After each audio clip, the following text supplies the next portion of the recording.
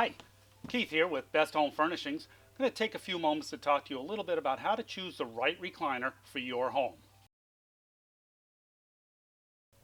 One of the first things to consider when buying a recliner is what's the function of the recliner? The who, what, whys, wheres, and hows. How will it be used? Who's going to be using it? Where will it be used? What else is in the room? What are you replacing?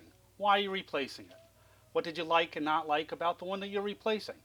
A lot of things to consider here, but it all helps you to choose the right recliner that's the right function for you and your home.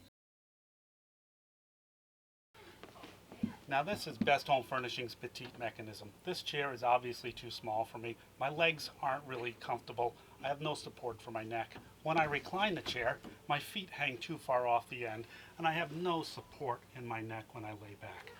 Obviously, this chair is too small for me. So this is the Beast Chair from Best Home Furnishings. It's rated to over 400 pounds of daily use. As you can see, my feet don't even touch the ground. All right. Yes, I have full head support, but there's not enough lumbar support because it's an awfully deep seat, and it's tougher for me to recline because I don't have the necessary weight to be in this chair. This is obviously too big a chair for me. Now let's consider this recliner.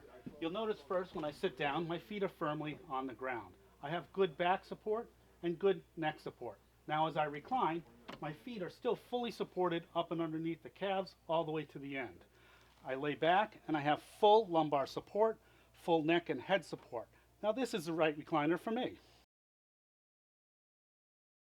Now it's time to consider the function of the chair, how the chair actually works and will work for you. Keep in mind, this is your chair. You're going to buy it, you're going to pay for it. You should tell the chair how to sit. It shouldn't tell you how to sit.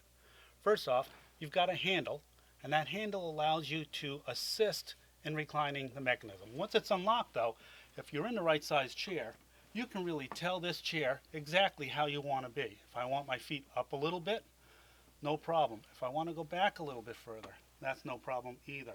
I get to choose how the chair will sit.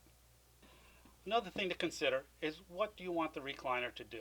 This particular model happens to be a rocker recliner, but this is also available as a space saver recliner, so it can get up nice and close to the wall. It can be had as a swivel rocker recliner or a glide rocker recliner. You can also add power to this model.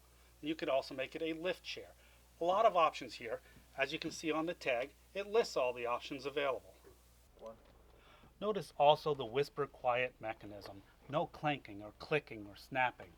That means that nothing's rubbing against causing friction that might be problems down the line. You also want to make sure that the recliner doesn't limit the number of footrest positions you have.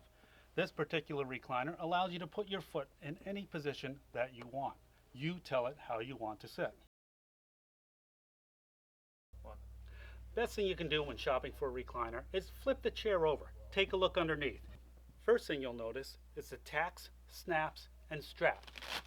This makes sure that the back is nice and clean and always stays nice and fresh looking when it's floating out in the middle of your room. As we open the back, we see this Velcro strap here that allows you access to both the lumbar support and the polyfill from the lumbar in the back of the chair. The access panel allows us to get right up here into the lumbar area and even up to the head area of the chair. That means that I can position the stuffing around to my comfort level or, over the years, restuff. Our poly blend is a mixture of both virgin Dacron polyester and these green recycled fibers that give it extra loft and life.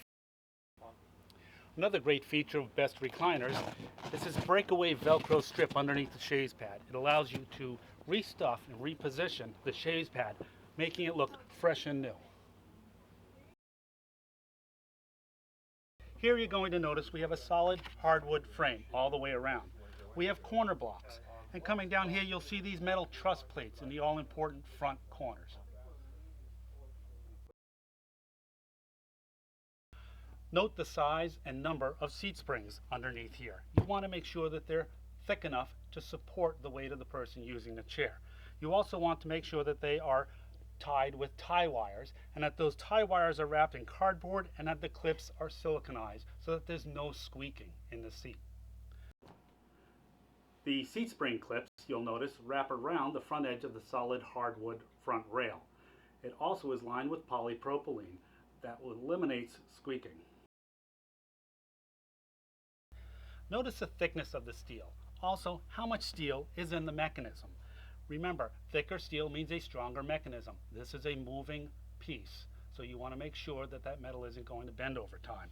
Also notice the nylon spacers in here. This is going to reduce squeaking over time. Notice the thickness of the recliner rod, and it should activate both sides of the mechanism.